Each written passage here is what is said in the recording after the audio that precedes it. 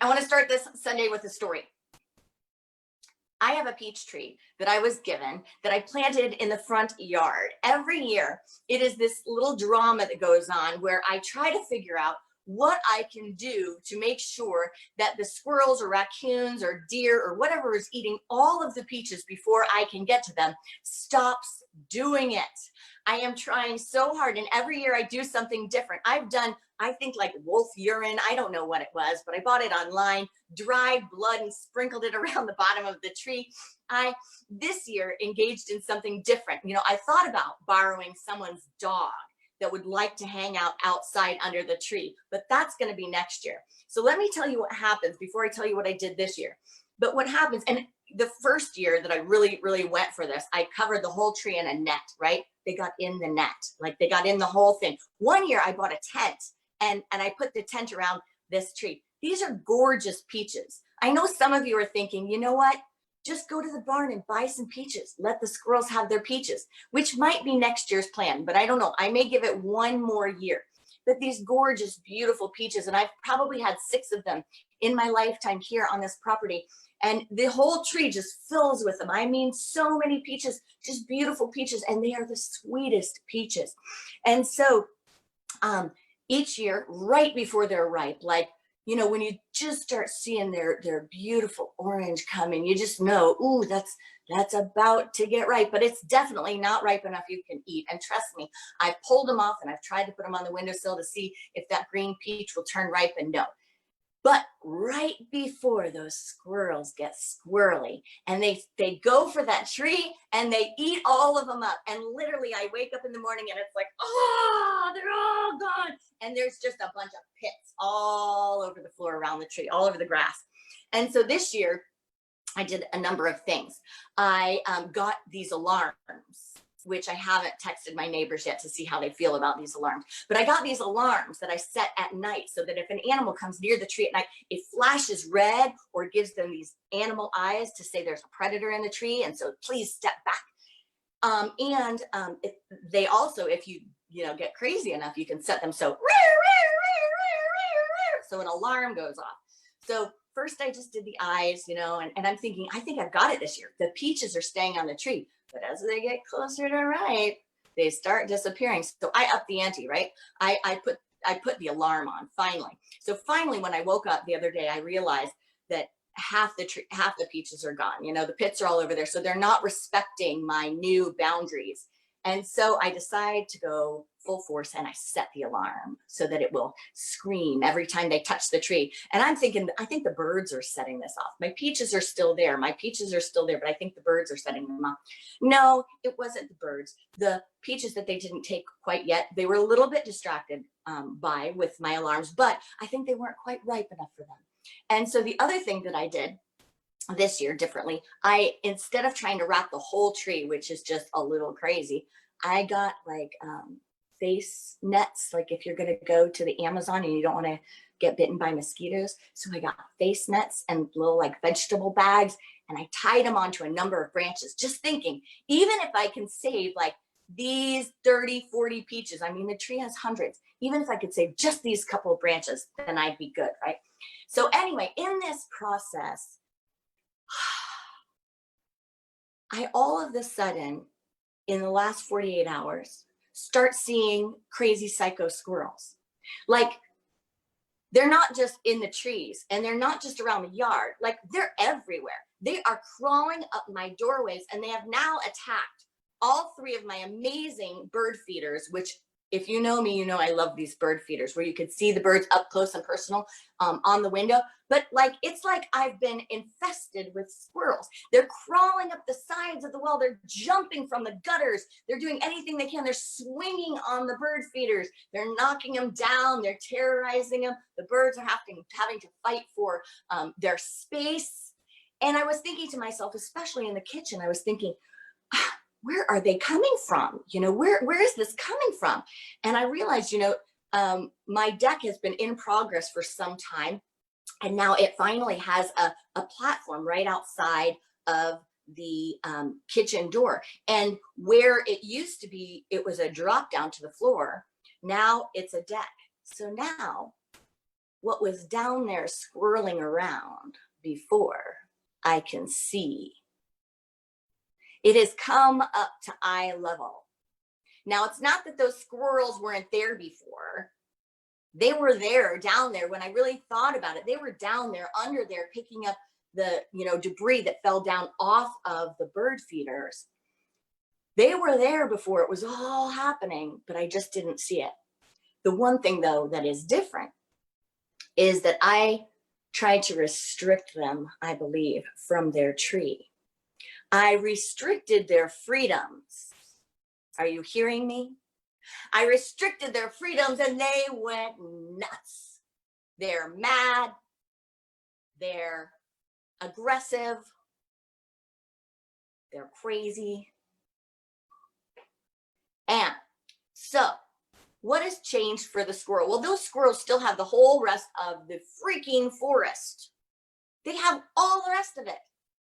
I just didn't want them to have my peach tree. I just was trying to save my peaches, right? But no, they were having none of it. So how many of us are into restricted freedoms? How many of us are into bondage? How many of us are focused on outer restrictions? Let us focus today on not outer freedom, but another form of freedom. Let's focus today our conversation on inner freedom. Much of our focus in the human condition is on outer freedom. That's normal. But often it is the inner bondage that holds us hostage. Often it is the inner bondage and a lack of inner freedom that causes the most restrictions in our lives. If anyone has, been with someone in a recovery program or something like that, you know that until you do the inner work, you just take away the outer substance or whatever it is, right? So you can be an alcoholic with alcohol or without alcohol, right? They call it a dry alcoholic. You can be an addict, you can be a fanatic, you can be whatever it is, you know what I mean, with that substance or without that substance. If you came from a fanatical religious mindset, you can still bring that mindset to a new thought perspective, being, fanatical about it. It just changes form, right? And if you change the outer, it only shifts some things. It is the inner work and the inner shift that transforms. So let's take a look at this inner freedom. Now, I live in, for those of you that aren't with us here in the great state of Missouri, we live in Missouri, and that's where we're live streaming to you from. And in Missouri, you don't actually have to go out to see the fireworks. They come to your house. So every year when I start hearing these sounds, I think to myself, literally think to myself, it might be my first or second thought. I think, wow, this is what someone hears and, this is what their experience is in a war zone.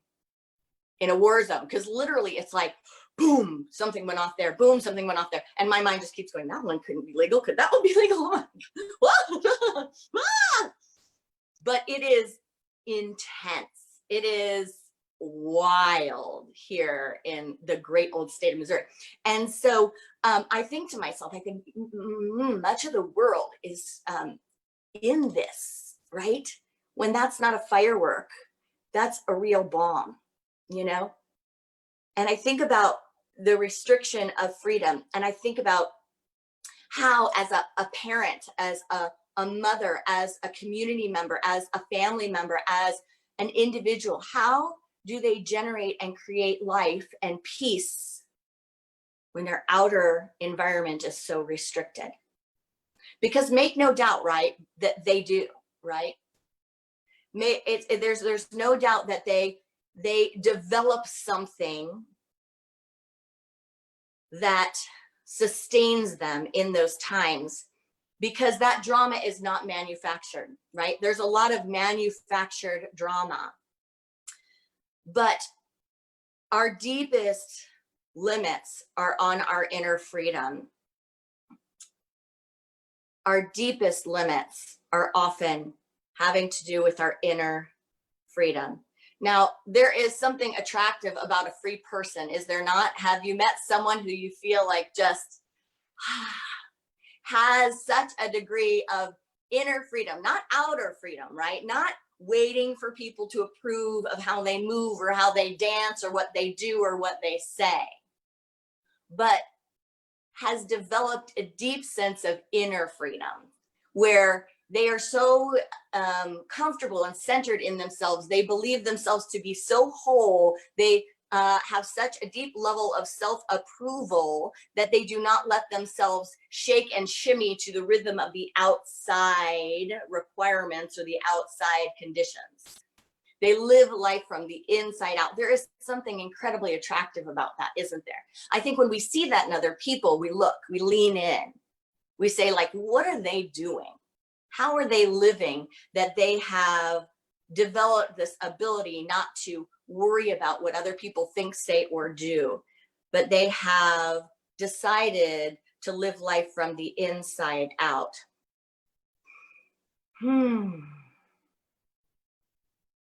So many of us have a need to be accepted, a need to, even if it's slightly conscious, to make others comfortable with our behavior, with how we show up, to override our own intuition, to either go with the status quo or make our minds or our beings or our love, whatever it is, more palatable to others.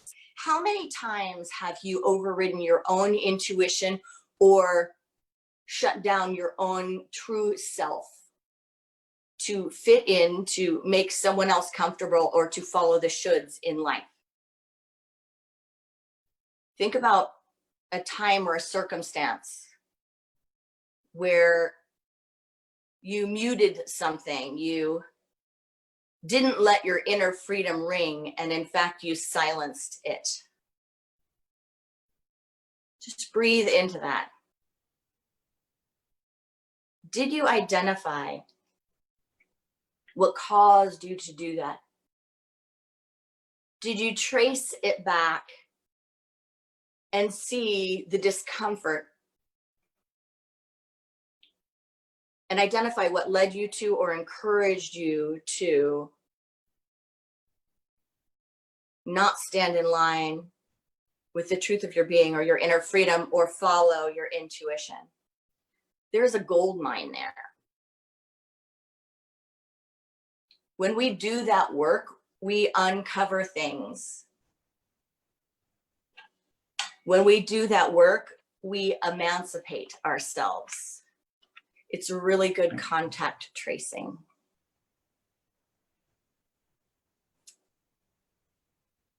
I heard this quote from William Irwin. He said, if a person is not in charge of how she thinks, feels, and acts, then nothing else matters much. If a person is not in charge of how she thinks, feels, and acts, nothing matters much. There is a whole world within to explore. And I would expand on that statement by saying, if a person cannot follow their own intuition, then they're not living their highest potential. And our intuition is often shortcut by the external experience and by a lot of the internal experience.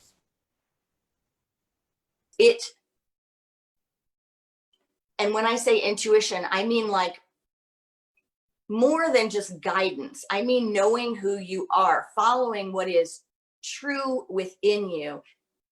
So many of us get tangled up inside, right? So many of us have a hard time sifting through emotions and processing.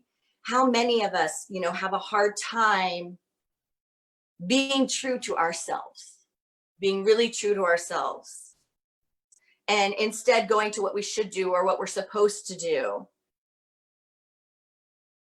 or taking on someone else's way of being, loving, living, feeling, doing. I really think that following our intuition is one of the highest modes of being. So I want to add some discussion to that today.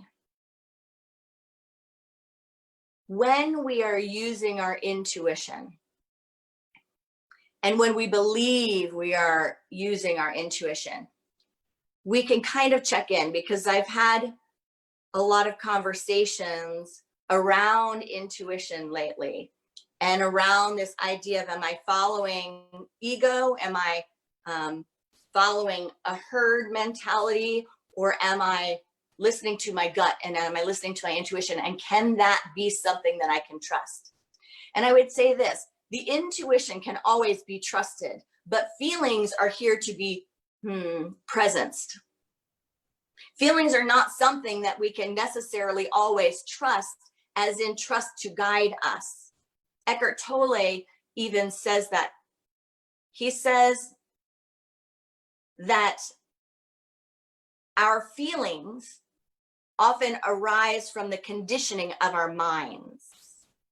They often make someone wrong. They're usually tainted by negativity, such as anger or fear, unnecessary reactivity. He says the ego loves being offended. And he talks about how difficult it is to trace these feelings. In fact, he gave this story that was quite a cute story of when he was living in Glastonbury, and he had his home, and he was renting out a room, and a woman came to rent out the room from him, and she got all settled, and she came back down and she said, "I can't live here." And he, in all Eckhart fashion, she said, I have a bad feeling or a bad intuition, and I have to, after signing the lease and everything, I have to get out of this. I can't live here. And to which he replied, what do you think he would reply? And so be it. Okay. Whereas someone else might argue with that. And so he goes through this story of, presencing her and allowing that. And then her saying, she's going to just stay for a couple of nights, and who does that? Breaks the lease, but then stays for a couple of nights. Only someone renting a room from Eckhart Tolle, I think. And so she stays a little longer, and then she comes after a day or two, and she's like, I think I will stay. And anyway, the long short of the story is that through presencing it, he's able to tell the story of what was, really on her mind. And she later said, I was just afraid you might come kill me in the middle of the night. Like, you're so odd looking, you're so interesting looking, or something like that. And so he goes into the story about how what we often think is our intuition is our feeling nature. It is based on our history, our circumstances, our conditioning, our past, our outer environment, our external, freedoms or bondage or restrictions. It is based on that, but it is different than intuition. And then, in fact, with intuition, we don't need to always trust our feelings. In fact, the Reverend Dr. Michael Beckwith just went into this in our one of our latest prosperity classes. He said, in anything where there's this feeling of impending doom or, destructive overwhelm, he said, in that, if you dive into that, there is always a lie. Look for the lie in there and then speak truth to it, apply the truth. But when we look at these feelings that we have, they're not necessarily true. We can acknowledge our feelings, yes, but he says using the observing presence for your feelings. He says to be aware of your feelings, to accept that they are there. But he says trust means to think them to be the truth, or the truth for you, or using them as a guide to correct and skillful action that may be doubtful is not the place to go with feelings. They're here to be traced. They're here to be presenced. But intuition is a different thing. Intuition comes from a different place. See, the feelings, again, come from the conditioning of our mind. They come from our belief system. They come from, he says, prior childhood experience, other things, fear. But intuition comes from source. So can this be simplified at all? Is there a litmus test? And I would say, in my experience, there is.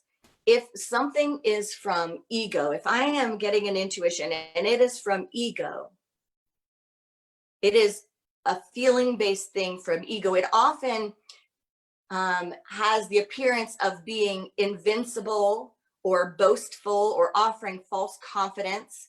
And Eckhart Tolle adds to that idea, saying that life becomes complicated and reactive when we're not in pure intuition.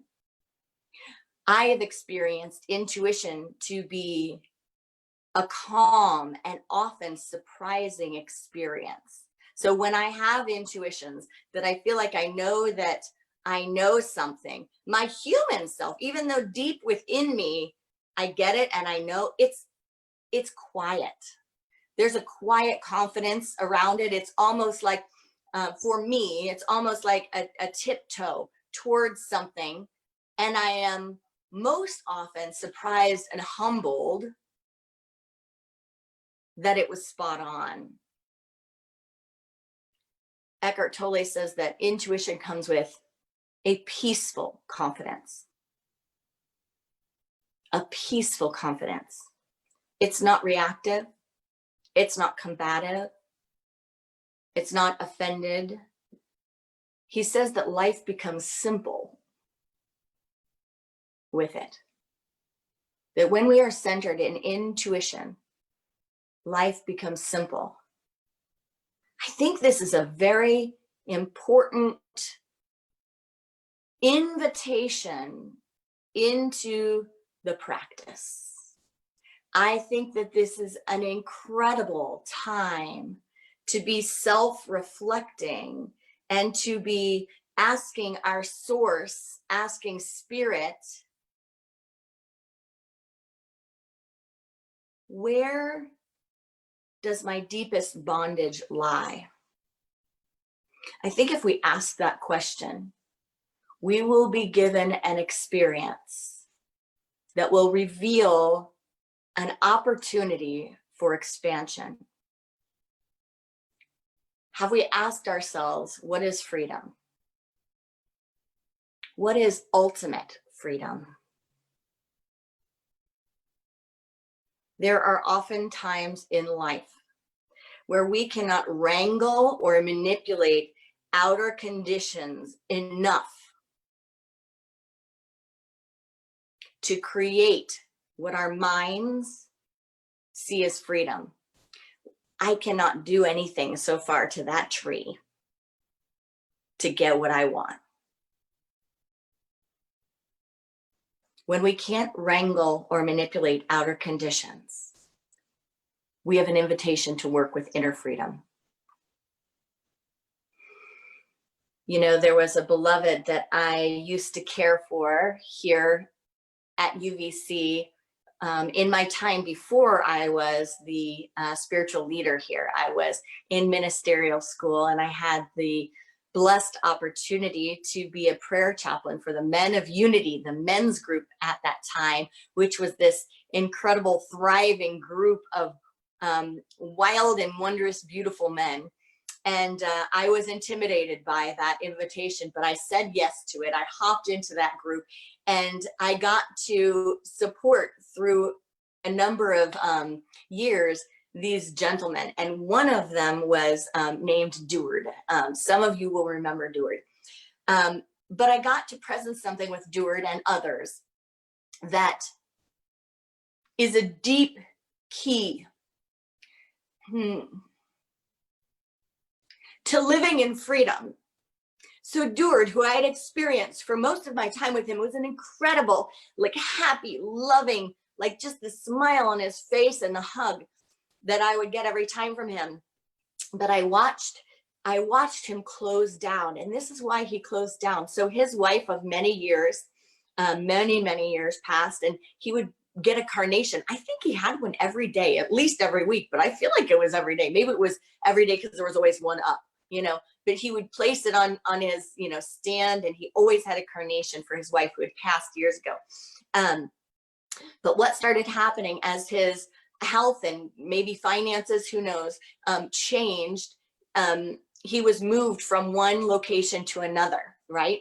And so he was moved into an assisted living facility. And what happened was he didn't like it. He didn't like it at all. He was against it. And it was like, no matter what the family tried to do, no matter what conversations happened, no matter how they tried to adjust the things that were bothering him, he hated it. He needed to leave. And every time I talked to him, he would tell me about it. He would tell me why this place is not okay. And what I really got was that his freedom was being taken away. And that was a massive challenge for him. Now, his wife, you could say, was taken away as well. But he had this open-heartedness and beauty of living with that restriction on him. I think it's because it was so internal, and he was able to place it upon an altar in his life.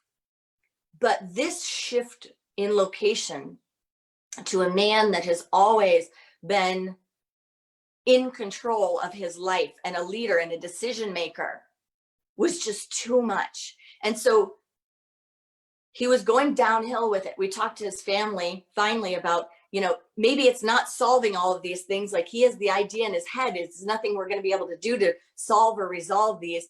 Like, even if it's irrelevant, even if the next place is exactly the same, he probably just needs to switch places because he needs that control.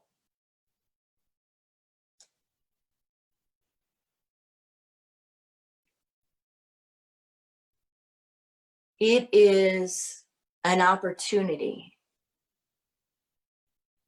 to be present to how we react and respond when we're not in control, when we can't exercise what we feel like is our outer freedom.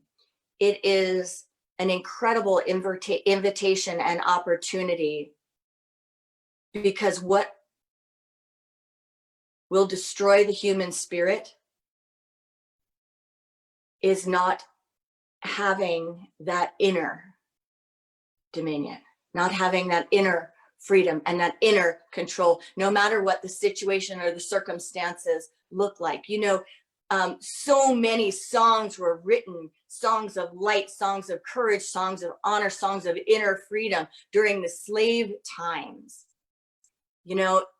that came from this inner knowing of wholeness and this inner knowing of freedom, and diving into that place, which at that time was the only place where there was freedom. We will all be met at some point, at some time, in some way in our lives, whether it's an addiction that is on the outside that will always be there knocking at our door, whether it is some freedom being taken away that we thought was essential, or whether it is something that happens in a stage or a phase of life where we lose control, whether it's over a limb, whether it's over our minds, whether it's over our living conditions and situations. And we have the grand opportunity to be present in an incredible and deep way in this now moment, to see how this body temple, how this being that is Erin reacts, responds, and lets freedom ring inside. This is our inner work. This is our incredible opportunity to lean into, so that we don't need to wait for an experience of outer restriction to begin generating inner freedom. If you want to know more about developing inner freedom and feeling free in the midst of some restrictions, ask a mother of 4 children. Ask a parent that has multiple children in the home and is thriving in it. To many people, they could experience that as restriction, restriction, restriction, restriction. I'm not free anymore. You know, I don't know when the last time I got into bed at 7 or 8 o'clock at night was. I mean, now I do. But before this phase in my life with my little one, like, my bed didn't see me until past midnight, every single night.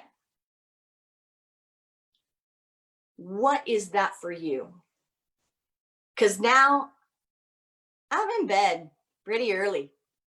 I do other things. Some of you see me on Facebook way too late.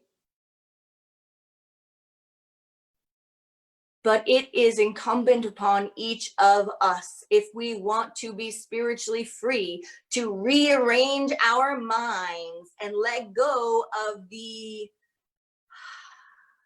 manufactured drama we create, and to breathe into spiritual maturity and breathe into a heightened sense of what our intuition is. Because inner freedom starts with each one of us. One of my favorite authors, Paul Ferrini, wrote in the book, I Am the Door.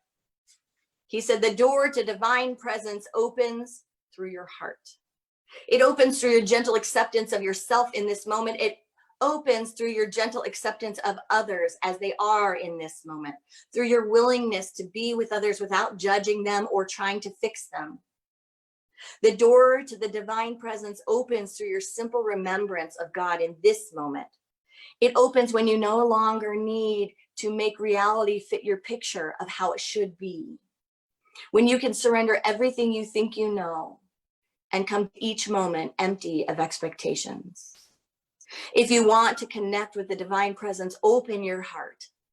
Be gentle with yourself and others. See your judgments for what they are.